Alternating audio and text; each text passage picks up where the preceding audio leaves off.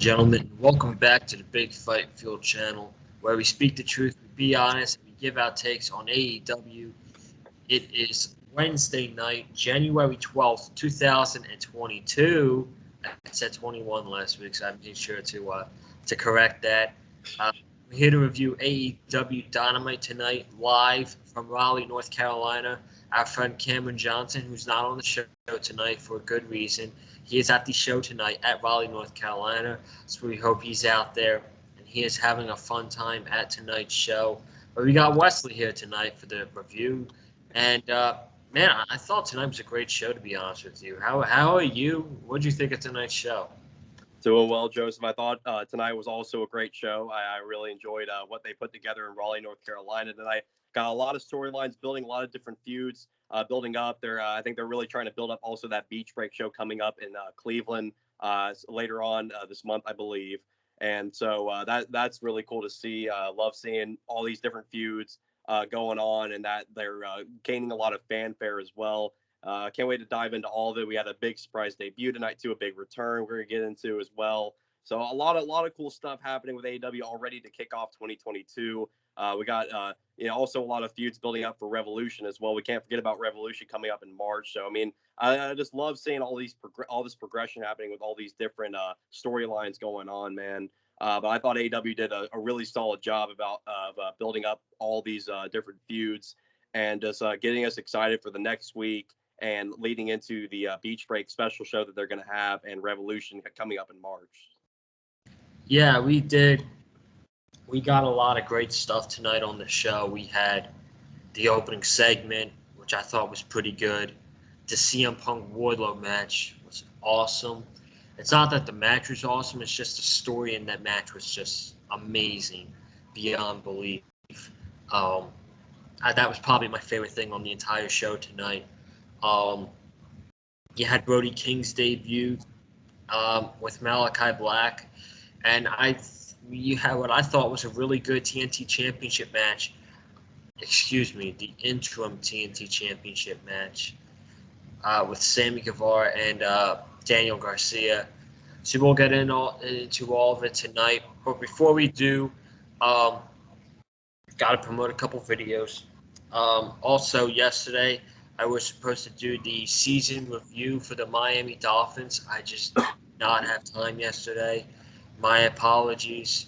So I had a lot of schoolwork to do yesterday. So I'm not sure when that's going to be out. I'll try to get it up this weekend for you guys. I'm not so sure.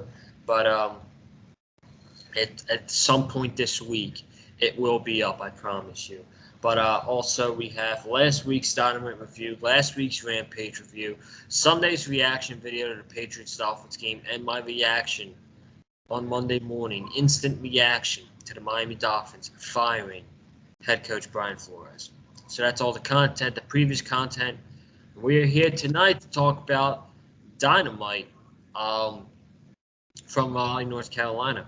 And the show kicked off with an unannounced appearance from Adam Cole, Bobby Fish, and Kyle O'Reilly, who was then interrupted by the Young Bucks, who said, thanks for the they basically did not get an invitation to come up, and they got back and forth with Red Dragon, Bobby Fish, and Kyle O'Reilly, talking about how their resolution is to be the best tag team in the world and regain the AEW Tag Team Championships.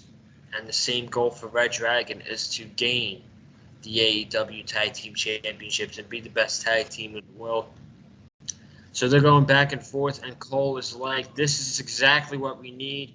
Some back and forth between you guys to fight it out, and this was what makes us the greatest faction in AEW. And they bring up the Best Friends name and cue the Best Friends. So Best Friends and Orange Cassidy come out. Cole is screaming at Orange Cassidy, and Orange Cassidy and Adam Cole attack. Orange Cassidy and the Best Friends attack Adam Cole, the Young Bucks, and Red Dragon.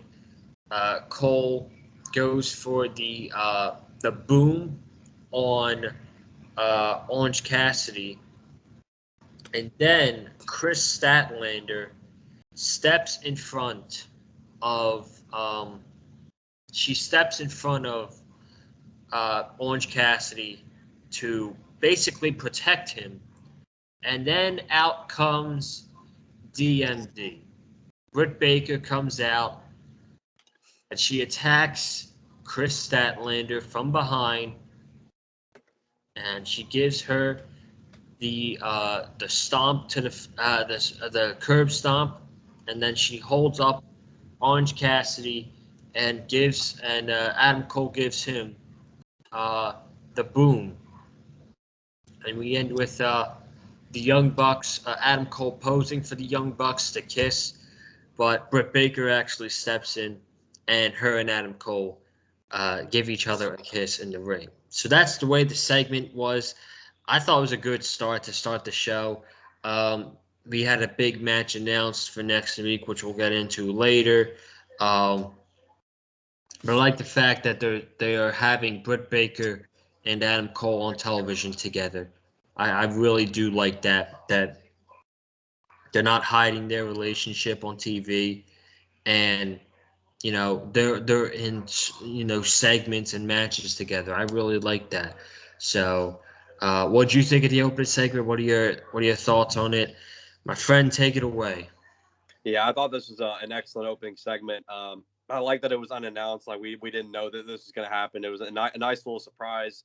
But yeah, I love the fact that we, by the end of it, we saw Adam Cole standing together with Red Dragon, the Young Bucks, and Britt Baker being in the picture too.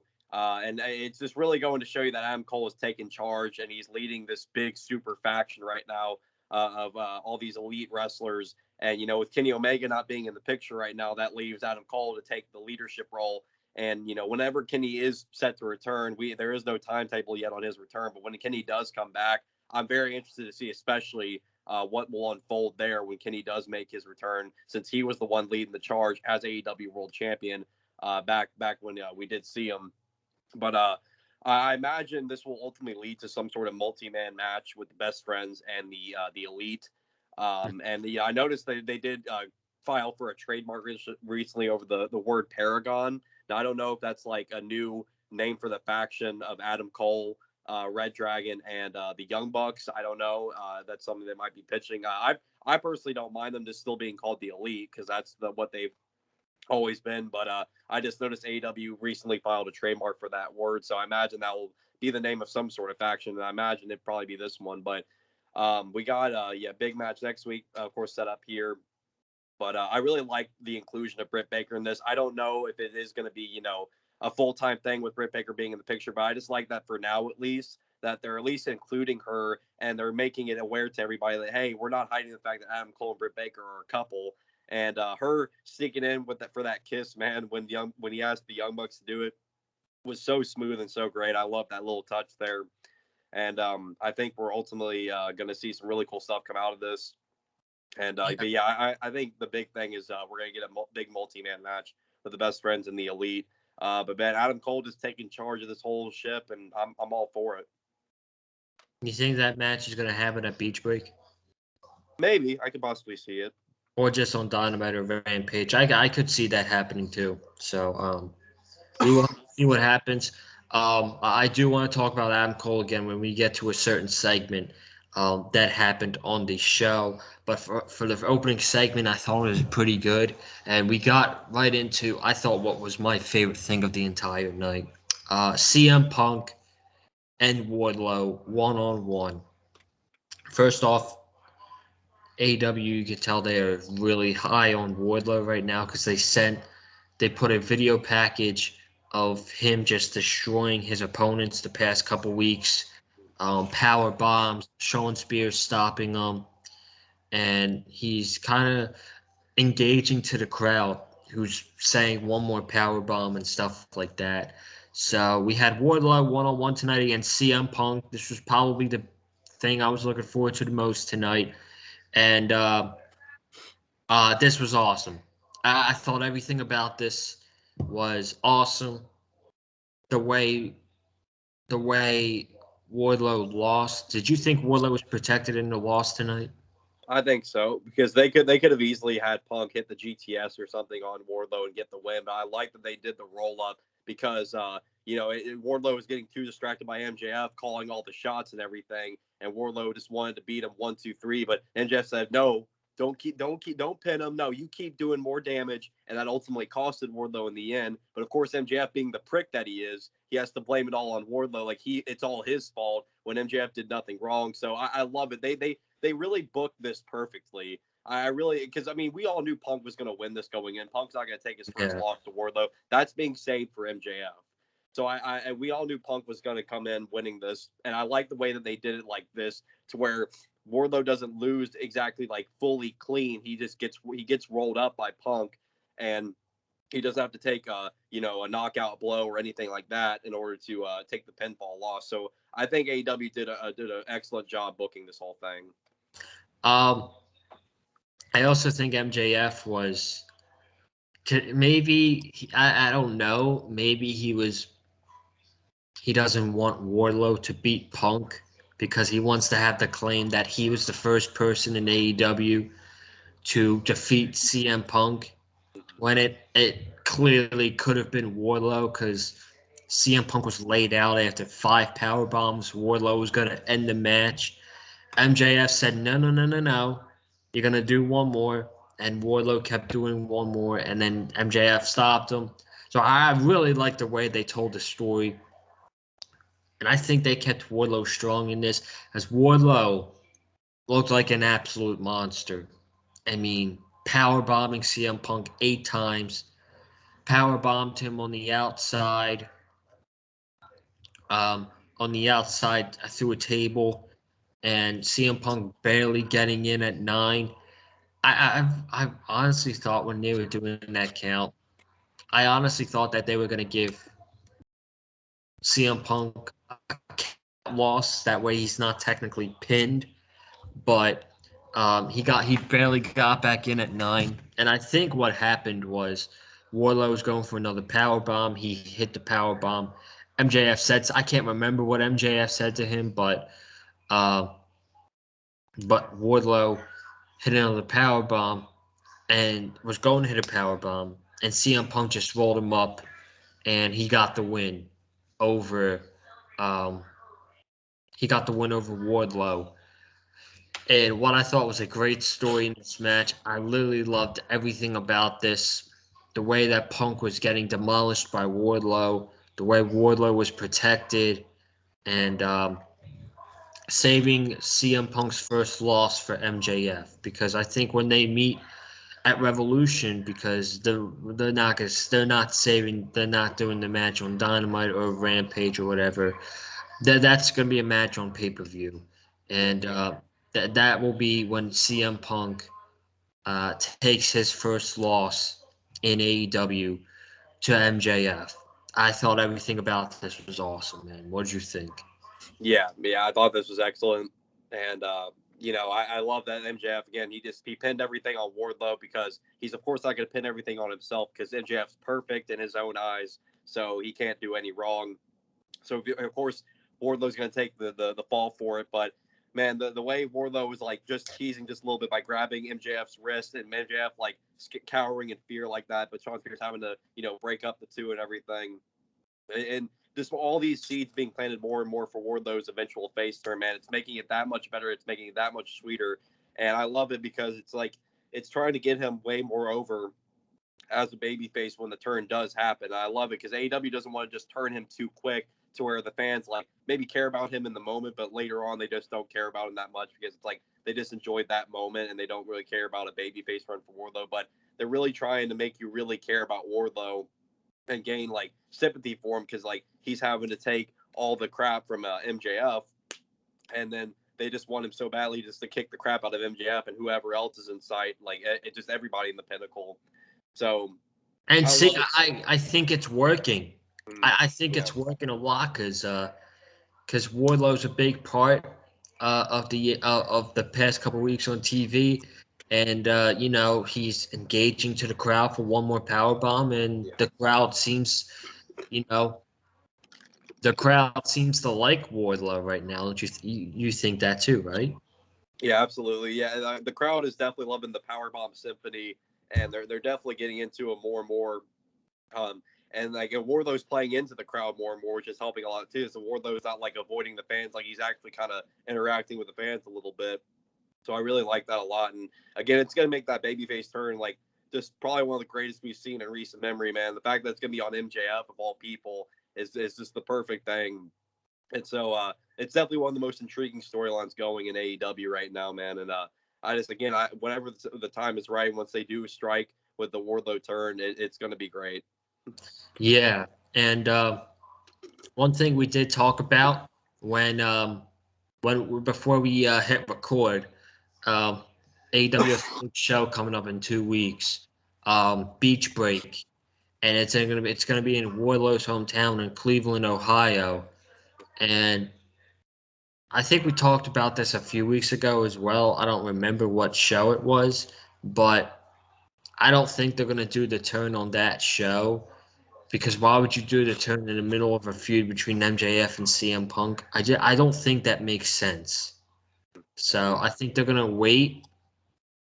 They're gonna wait it out until either after Revolution or after MJF wins the World Championship. I think one of those, either of those. So Yeah, I think so too. Yeah, I think right now you want to mainly focus on Punk and MJF, and when the Wardlow turn does come, you probably do it after Revolution. You know, I mean, maybe you could do it on the Revolution, you know, or the episode after Revolution. I don't know the Dynamite episode, but who knows? But we'll have to see. But I know in AEW they're going to strike when the time is right. They're going to know, you know, when to you know hit the button on the Wardlow face turn. So I have a lot of faith in Tony Khan and AEW to pull the trigger when the time is right. absolutely, absolutely. We all can't wait for MJF to turn on Wardlow in the near future, and it's happening. It's gonna happen very soon. We all cannot wait for it. Um, After this, we had it was Hobbs and Dante Martin, right? Yep. Okay, so this one was a little questionable for me because I don't know. I might be being nitpicky here. The match was good. I enjoyed the match. Dante Martin won, but Dante Martin won because Jay Lethal helped him. And we did not see Leo Rush at any point of this match, and that kind of question: where's Leo Rush? I have no idea where he is. Yeah, it's very weird. I really of all people, I didn't expect Jay Lethal to show up. I was saying like, I mean, if anybody else other than Leo Rush would show up, maybe I was thinking like Darius. You know, maybe he was gonna make his return. But no, I don't know what's going on with Leo Rush. It might have something to do with Leo Rush. Like maybe he's I don't know. I mean, Leo Rush has had a very weird wrestling career, so I mean, I who knows what could be going on with the guy. But he was aligned with Dante this entire time. See Jake Lethal now out there aligned with Dante. I'm honestly kind of intrigued to see like what the reasoning is of with Jay Lethal now being aligned with Dante. If, like I don't know if he's there to replace Leo Rush for whatever reason, but yeah, it's kind of odd that like all of a sudden we see Jay Lethal aligned with Dante Martin just all out of the blue. Again, I don't know what's going on with Leo Rush. If hopefully you know maybe some of the dirt sheets will have more details on that. But you know, again, Leo Rush has had a very weird wrestling career, so I don't Yeah, know what's going on with him. You know, but yeah.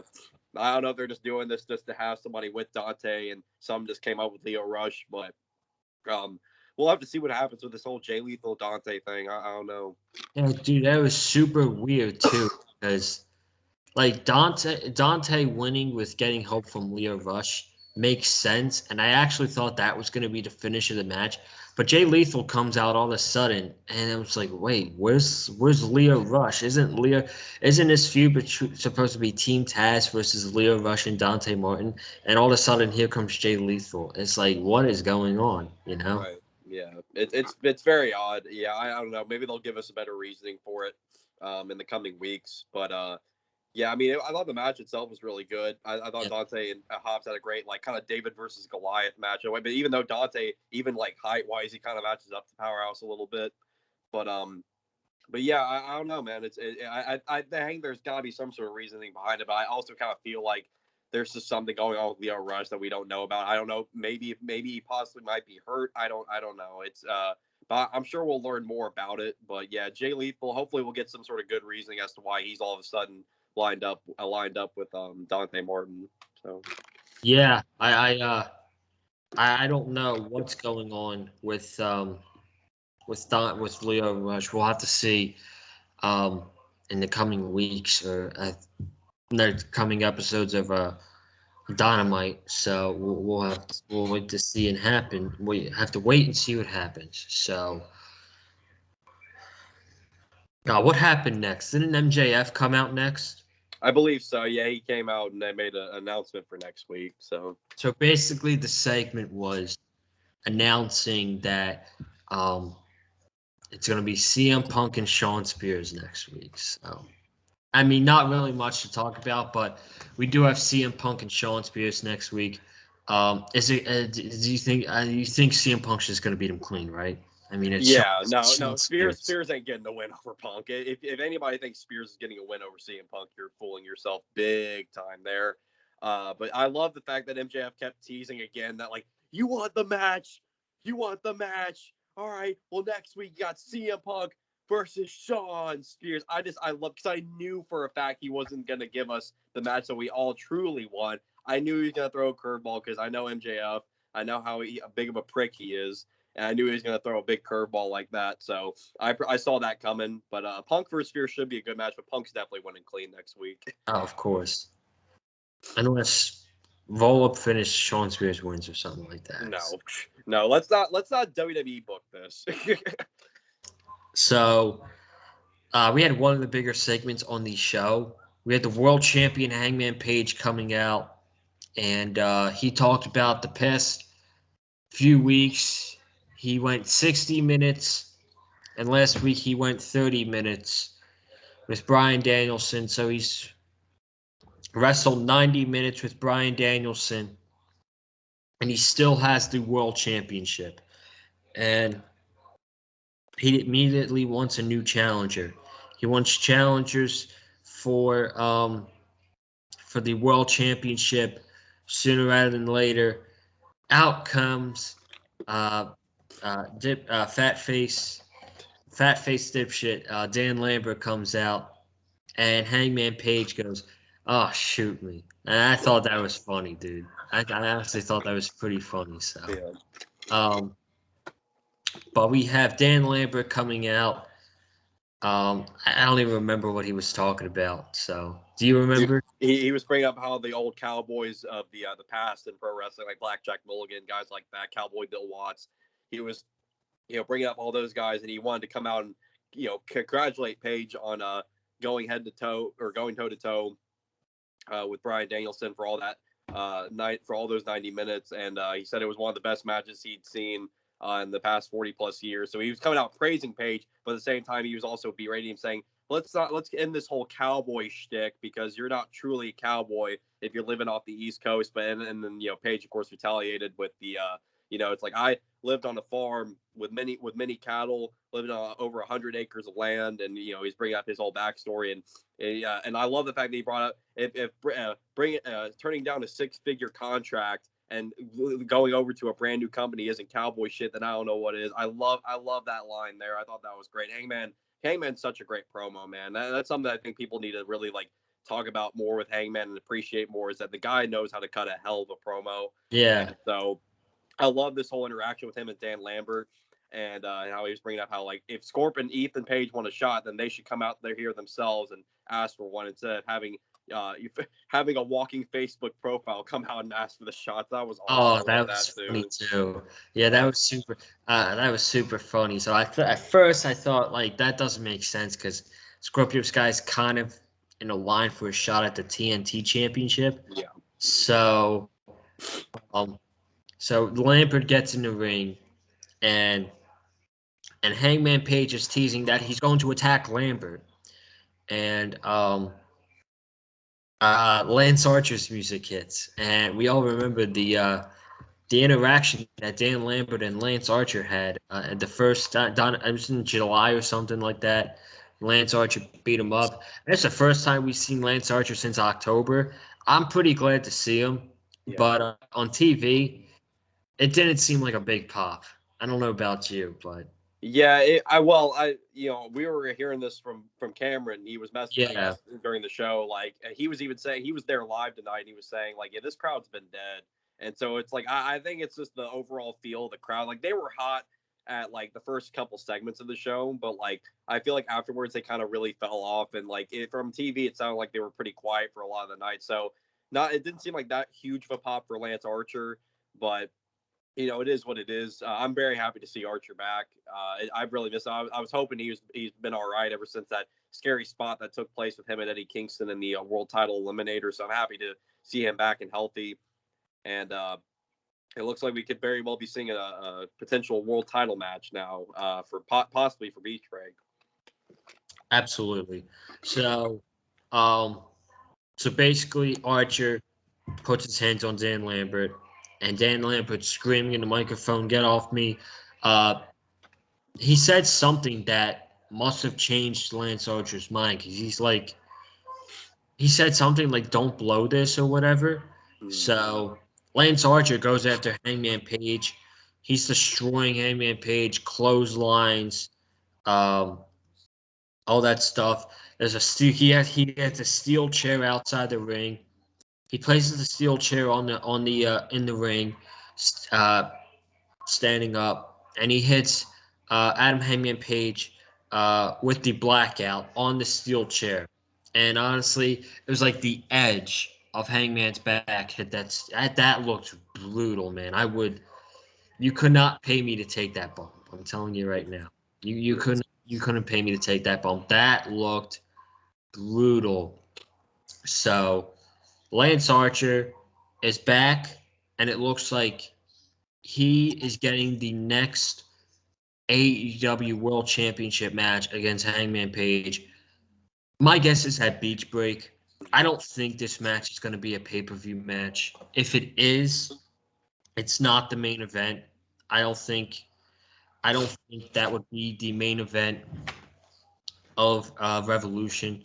If the World Championship match is Lance Archer versus Hangman Adam Page, no, hey, it's a great match. I'm excited for the preview with I'm excited for the preview uh, with Archer and Hangman Page, the feud. My bad. I kept saying preview. I don't know why.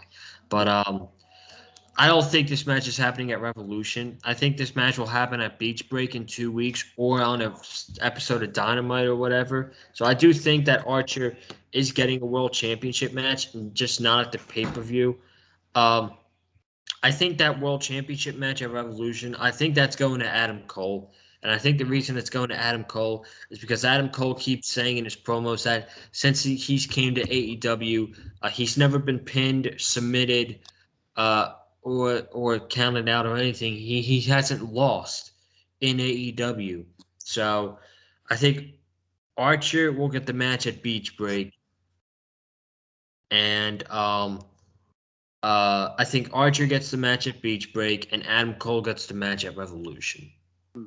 Yeah, I like that. Yeah, I don't see Archer and Page being a pay-per-view match. No offense to Lance Archer or anything, but I think they need they want to build up that card for Beach Break very nicely, and I feel like an Archer Page match for the world title is a perfect match to put in the main event for that show.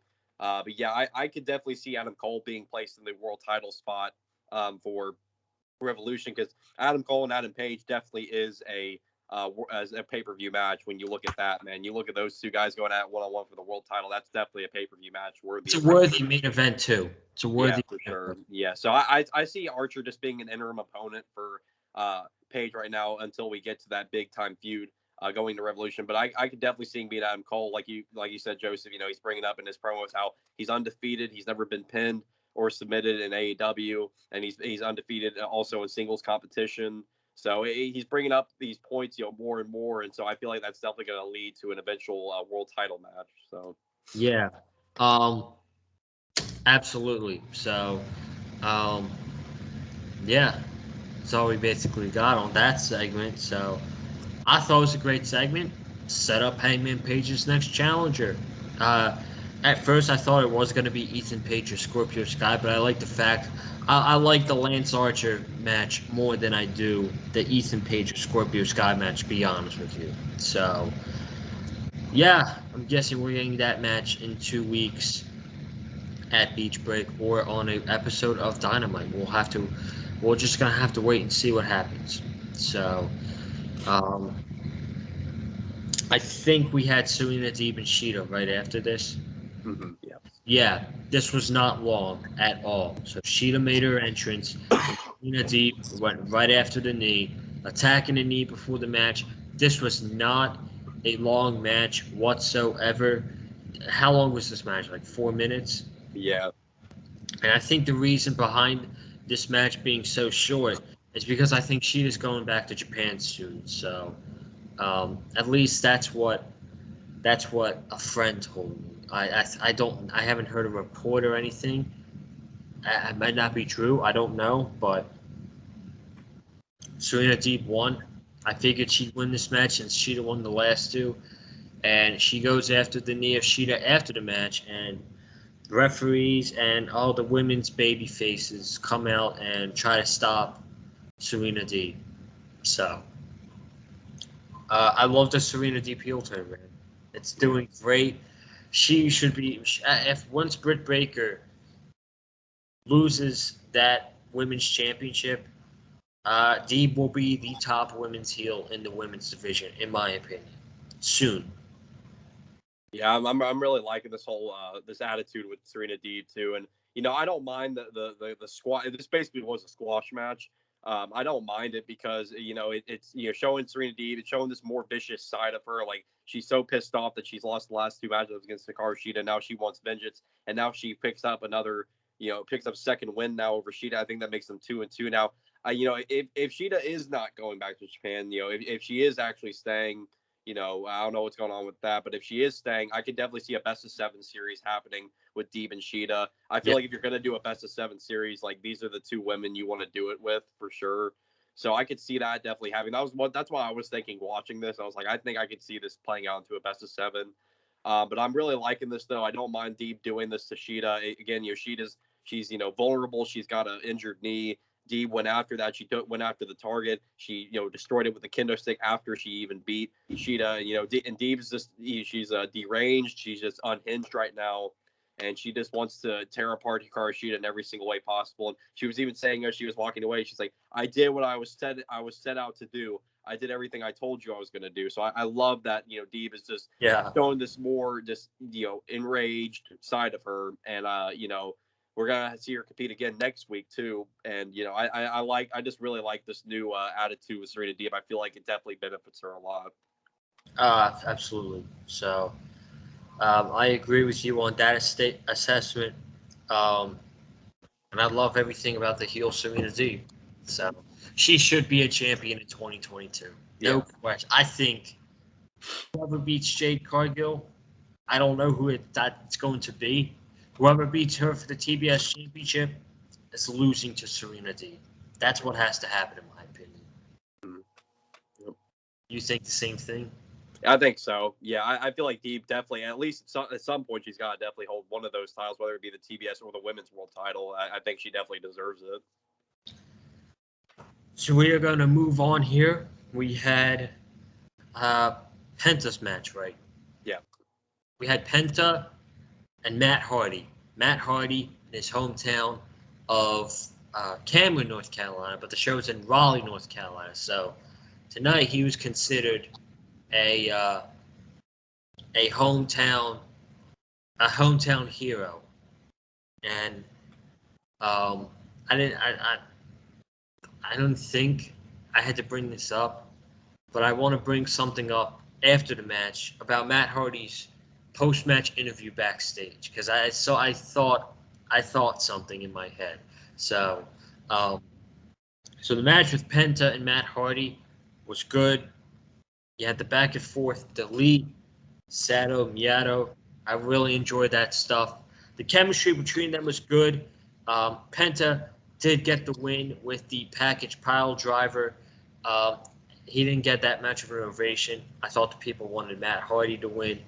But the big picture of this segment was Alex Abrahantes with a microphone and Penta calling out Malachi Black after the match. So after the lights go out, Malachi standing there. He kicks Alex right in the face, and him and Penta start brawling. Malachi gets the advantage. He starts tearing Penta's mask, and out came the Varsity Blondes, Griff Garrison, Brian Pillman Jr., and Julia Hart. And they're all 3-on-1 attacking Malachi Black. And you texted me this after the segment. It was kind of Julia Hart who set it all this up because she stopped the attack. She told all three of them to stop attacking Malachi. Malachi's laughing at all three of their faces. And the lights go back out. And all four of them were in corners. And Brody King's just standing in the center, right by himself. Did you think he got a big ovation? I don't know. I feel like it was kind of like an underwhelming reaction because I mean, to be fair, I mean, Brody King isn't like a household name or anything, you know. I mean, not everybody's gonna really know who Brody King is. You got to be like a really hardcore wrestling fan to know who Brody King is. But for those who don't know who Brody King is, the guy is great. He's a great big man in pro wrestling, man, and hopefully he got to show you just a little bit of what he's capable of tonight. But him and Malachi Black are the current PWG Tag Team Champions. And they are a force to be reckoned with, man. I knew the Brody King appearance was going to come. I'm happy it happened. I once those lights went out, I knew Brody King was showing up. I was like, this has got to be it here, and so therefore he did. But yeah, you know, I wish he could have gotten a bigger reaction, but it is what it is. But I love the fact that he's finally here in AEW, and I think him and Malachi are going to be wreaking havoc. And you know, I don't think this is it with the House of Black either. I think we're going to see more in the near future. Hey. Dude, let me tell you something, though. They looked great together. Yeah. They looked absolutely great together. Future tag team champions? I think so, man. I mean, they are currently the tag team champions in PWG. You know, so I mean, maybe it's only a matter of time before they become AEW tag team champions. I certainly wouldn't mind it, man. I mean, these two guys are going to be one of the most dangerous tag teams in the entire division. Maybe not this year because I think Santana and Ortiz need to get those titles this year. They definitely need to get those titles this year, and I think Red Dragon are going to get those titles this year as well. So maybe next year, but House of Black, it's starting to form. I'm telling you, Julia Hart's the next one to join. Yeah, I mean, I see. I mean, honestly, yeah, with that whole thing, and that's something everybody's got to really pay close attention to is the fact that she stopped the attack on Malachi Black. She told Brian Pillman, Griff Garrison, and Penta to all stop. Like, hey, stop attacking. Like, why did Julia Hart do that? Isn't she on the good guy side? Isn't she on the babyface side? So that's kind of odd too. That's not something they can just brush over. Like, that's a little detail they want you to pay close attention to. And so I definitely think Julia Hart is eventually going to be a part of all this. She didn't fully align herself with Brody King or Malachi Black tonight, but something, you know, there's a reason behind the fact that she stopped them from attacking Malachi Black, and I think Julia Hart's going to be a part of this whole House of Black as well. Yeah, absolutely. So, and then the Matt Hardy backstage segment he said basically Tony Schiavone asked him a question, and Matt Hardy said this is disappointing, and I think 2021 was kind of a rough year. 2022 needs to take a change, and I need to start focusing on myself and maybe not focus on the young guys anymore. And then Andrade approaches him, and they go to talk about some deal in his office or whatever, and they leave Private Party and they leave Jose. Dude, I don't want to get ahead of myself. I know Jeff Hardy has problems, and he needs. I don't know if he does, but I'm hoping he's doing the absolute best right now. But I might get ahead of myself. I don't know, but I think AEW is starting to plant seeds for the Hardy Boys to reunite. I might be stretching it, but I don't know. Yeah, I mean, I feel like one of these days Jeff's got to show up. As long as he can stay healthy and everything, and as long as he doesn't get himself into any more trouble, I think the Hardy Boys are definitely coming at some point in AEW. Man, Jeff's a free man now. He's not with WWE anymore. I don't know if he had a non-compete clause at all in his contract. I have no idea. I haven't heard anything about it. I know he's doing like tour dates for music and stuff now, so I know he's been doing that. But as long as Jeff stays healthy and everything, and like I said, he keeps himself out of trouble. I definitely could see the Hardy Boys making an appearance in AEW together, because it seems like they're now trying to really stray Matt away from the HFO stuff, which I'm happy about, because the HFO stuff was just getting so boring and it was being so outplayed. And so I'd much rather see Matt do something else other than the HFO stuff. But if we get the Hardy Boys back together at some point here, whether it be here in 2022 or even later than that, I don't know.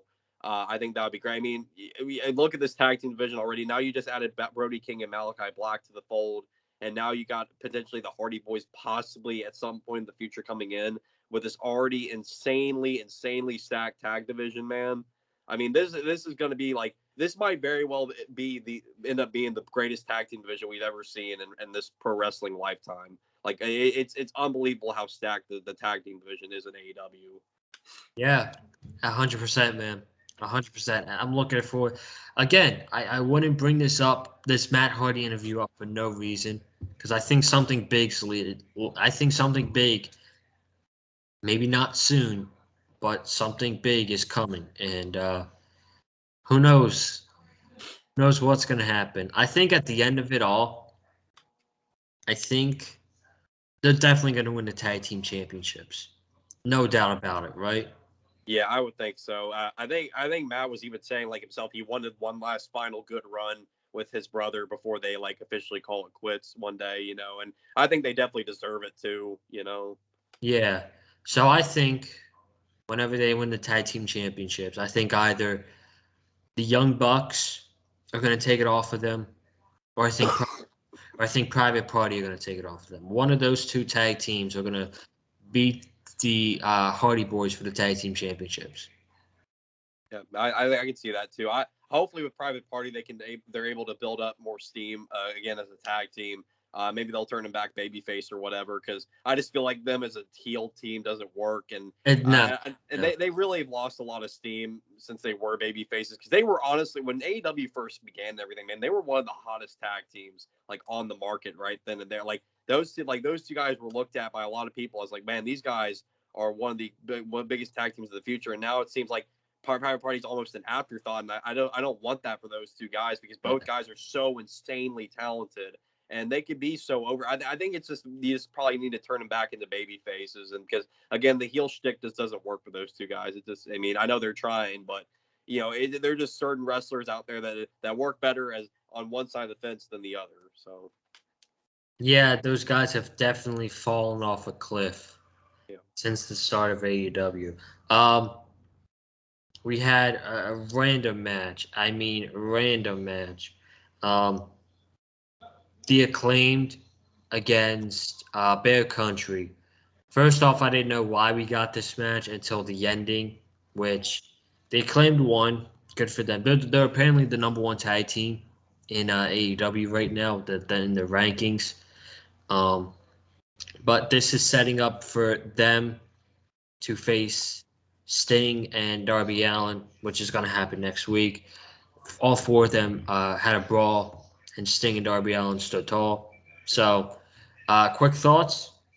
Yeah. I mean, it was a very random match thrown together, like right when the show started. But it was done for a reason. They're building up the Acclaim for next week's match against Darby and Sting. We of course saw Darby and Sting come out afterwards and get their comeuppance on the Acclaim. But I think that should be a really good tag match next week. Decent tag match for what it was tonight against Bear Country. Hopefully they do more with Bear Country this year, because I really want to see these guys get pushed more, because they are a very solid big man tag team, and I just don't want them to just be like, jobber guys like the entire time, because I think these guys have a lot of potential. And so hopefully AEW kind of does more with Bear Bronson and Bear Boulder going into this year.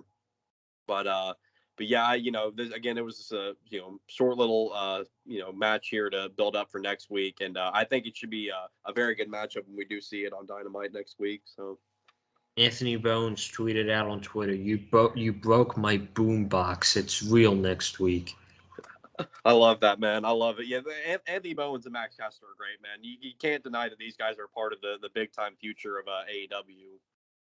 Yeah, 100%. So we got the main event, but first we got some match announcements for Friday Night Rampage and next week's Dynamite in Washington D.C. I think it is. So Friday night, we got Jurassic Express first defense of the Tag Team Championships.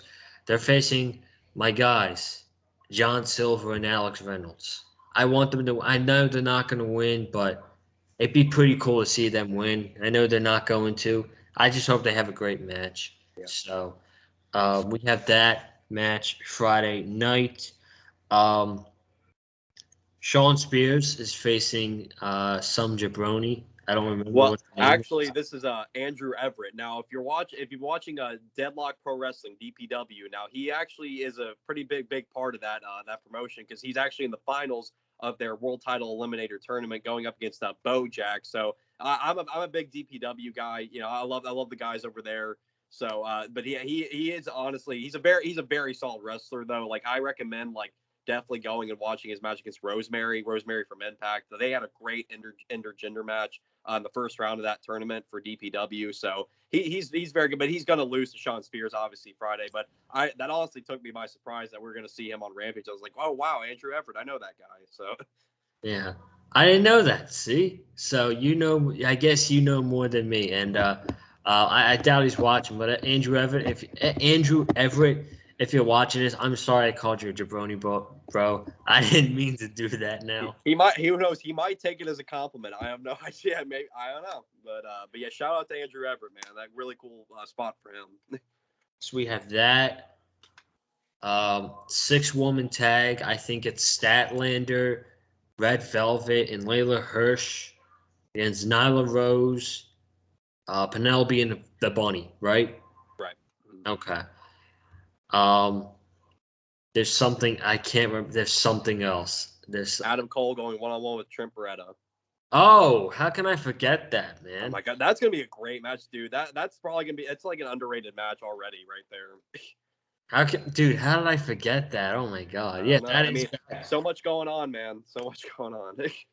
Hey, I said in one of the best friends elite matches, we could get Adam Cole and Trent, and that would be a great match. And dude, I'm looking forward to that one. Yeah, So, we got a really good Rampage episode this Friday. I'm looking forward to it. and then next week in Washington D.C., we have Sting and Darby Allin against Max Caster and Anthony Bowens, the Acclaimed.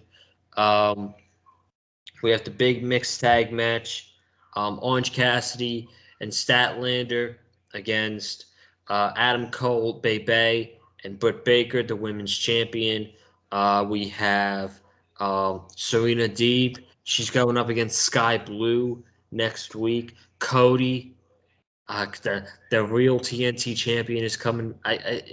Yeah, the real TNT champion, I guess, is coming back next week. Um, is that it? I think We also got Punk Sean, versus Spears. Yep. yeah, CM Punk and Sean Spears. So that's a good lineup next week, man. It is. I like it. That is a good lineup next week. And then the main event. The main event of tonight's show for the interim TNT Championship. We had Sammy Guevara against Daniel Garcia. I'm gonna give this one to you, man. You can take it away. Yeah, really solid main event here. I thought both guys worked great together. I love the slaps between both guys. I mean, those are some stiff slaps. I love it, man. I love when they add like stiff shots in a pro wrestling match, man. It's why I appreciate the New Japan style a lot because those guys will lay in some stiff shots, and I love it, man. It amps up my excitement a little bit more. But I thought these guys worked really well together. Of course, we knew the result was going to go to Sammy. Daniel wasn't going to win the match. I've noticed too that they're really adding David Crockett to a lot of these, presenting the title to whoever wins. I kind of like it. It's very random. I kind of thought they just did it for when Cody won the title against Sammy, but they've been having him come back. They had him there for the match with Cody and Dustin back at Battle of the Belts this past Saturday, and now they have him there again. So I guess David Crockett's going to be kind of like I don't know. Maybe it's like whenever they're in North Carolina, but maybe he's going to be like from now on, like he's going to continue to present the TNT title to whoever wins the match. So I don't really mind it. It adds, I feel like it adds more of a special feel to the TNT title in a way, even though this is the interim TNT title. But this was very, very good. And now with Cody coming back next week, I honestly do see them doing Cody and Sammy like we were supposed to get this past Saturday. I think we'll probably get that match at Beach Break maybe to build that card up more. But we're definitely getting a title unification match between the two guys. So. Yeah, absolutely. Who do you think's going to go over in that match?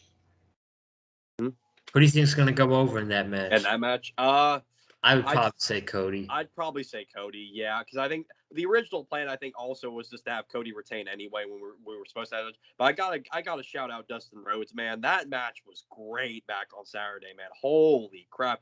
Dustin Rhodes is 52 years old, man. And this guy, I mean, it's like I see him wrestle here and I'm like, why did we never see this in WWE? Like we never got to see like this Dustin Rhodes like in WWE because they focused too much on the Goldust comedy like character. And it's like, man, I wish we could have seen many years of this guy like tearing it up with like so many wrestlers like in WWE. But I'm happy in AEW, man. The guy can still go at his age. But yeah, I gotta also shout out that probably my favorite spot of the match was the Canadian Destroyer off the apron through the table and clean. One of the cleanest table breaks I've seen in recent memory, man. That was beautiful. I mean, like my goodness, those guys. And then the Crossroads Dustin hit on Sammy too. Sammy sold that like death. It was amazing, man. Like, because some people were even saying Dustin hits a better Crossroads than Cody does, and it's like, man, that's crazy. But yeah, I got to shout out Dustin there, man. That was an awesome match, and again, another great match tonight with Sammy and Daniel, and also we got the build up for Kingston and Jericho too after the match. So that I like that they were adding on to that as well. I think that's another match we could see at Beach Break, Kingston and Jericho. I could definitely see that happening there. Do you think Kingston's going to face Jericho at Beach Break? I could maybe say they could build it up for Revolution. They could, but I think maybe Beach Break they might want to do it there. I feel like AEW and knowing Tony Khan, they really want to build up that show because it's going to be a special themed show. But we'll see what happens. I wouldn't mind if they keep building it up till Revolution. But I mentioned this before. I think by the end of this, we're gonna see Proud and Powerful align themselves with Kingston, and we're gonna see the Inner Circle kind of split off, which is, you and Cameron talked about it. It's like I think the Inner Circle breakup is overdue, and we really need to see these guys move on at this point. So exactly, it's past its due, and I thought the match tonight was really good. Sammy Guevara, that was a brutal GTH, by the way. Yeah, that was nasty looking for sure. That was brutal. So Sammy won. I don't think no way they're gonna do Kingston and Jericho at B. I think it'll be Kingston and Jericho against 2.0. That's the match I think. I could see that. That's a good point. I wasn't thinking too much about that, but I know for sure we're definitely getting Kingston and Jericho, and they're already having some like really cool interactions right now. So it's like, man, but I definitely see Kingston being the more over person in this feud. Honestly, like knowing like kind of the overall reception of both guys at this point, I think Kingston's going to be the more over one in the feud. But I think this will be a really great match when it comes down to it. Absolutely, 100%. So that's it. That's all we got for you tonight on the review. Thank you all so much for tuning into the AEW Dynamite review tonight. Be sure to subscribe to the Big Fight Fuel channels. We have some more content coming up for you guys this week. Tomorrow we have predictions for the NFL Wild Card Weekend. It's a big weekend for the NFL. I'm excited. I'm excited every year for the playoffs leading into the Super Bowl. You're a sports guy, right? Yeah, I'm definitely paying close attention to the NFL playoffs, man. It's gonna be a lot of fun, man. I'm very interested in who's gonna make it to the Super Bowl, man, because I feel like it's kind of anybody's game right now, you know. Yeah, 100%. As long as the Patriots or the Bills aren't in it, I'm good. No. Oh, watch the Patriots or the Bills make make the Super Bowl now, and now, like they're gonna hear you say this, and now they're gonna be like, oh, Joseph said we got to make the Super Bowl now, guys. We gotta do it. So we're gonna do that tomorrow. Friday, we will be back here for Rampage with Cameron Johnson, I believe. I believe. I'll talk to him Friday. Um, but also be sure to comment down below your thoughts about tonight's Dynamite show live from Raleigh, North Carolina. Hit the like button if you like what you heard from me if you like what you heard from me and Wes in the video, and follow me on Twitter. If you want to talk sports, follow me on Twitter at Colin_Joseph and Instagram as well at Colin_Joseph and TikTok as well at Colin_Joseph. Wes, where can they follow you, my friend? You can follow me on Instagram at the Real Wesley Snipes, and you can also follow me on TikTok as well at the Real Wesley Snipes, and follow me on Twitch as well, twitch.tv/WesleyWilliams5. Turn on those notifications over there so that way you know when I'll be streaming. It's been a long time still. Trying to still work out when I can get back into streaming again. I've been real busy with work still, but just make sure you're following me over there still. Turn on those notifications that way you're informed about when I'll be going live. But yeah, that's all I got for myself. But folks, we'll see you again Friday night with Rampage. Man, we got a really good looking card there, so I'm looking forward to talking about it and getting to watch it. Ladies and gentlemen, I will see you tomorrow for the wild card predictions, and we will all see you Friday back here on the channel for Rampage. Y'all have a good night. Stay safe, and as always, man, stay classy. We out. Peace.